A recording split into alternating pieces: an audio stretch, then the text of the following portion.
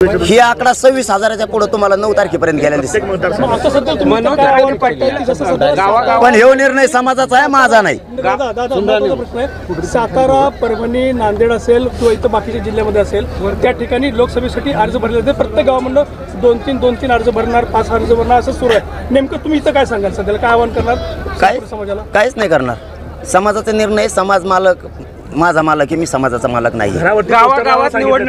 सांगणार आमच्या घराला अधिकार नाही का आम्हाला?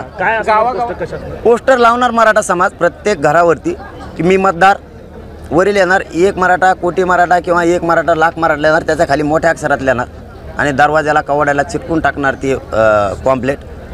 पुढार यांनी माझ्या दारात उभा राहायचं नाही, यायचं सुद्धा नाही। मोटरसायकलला सुद्धा लावणार, गाड्या सुद्धा लावणार।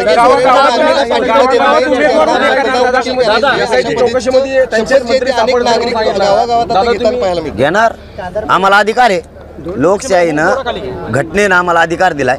तो अधिकार मराठा समाज त्या अधिकाराचा वापर करणार। असं काही आहे का पांढरे कपडे घातलेल्यानेच फॉर्म भरायचा, धोतर घालणाऱ्याने भरायचा नाही, जाणारा मागच्याने भरायचा नाही, पण गाडी चालविणाऱ्याने 4 व्हीलरवाल्याने भरायचा असं काही अधिकार आहे? जरांगे पाटील कोणी फॉर्म भरतील का? नाही, माझा राजकीय मार्गच नाहीये।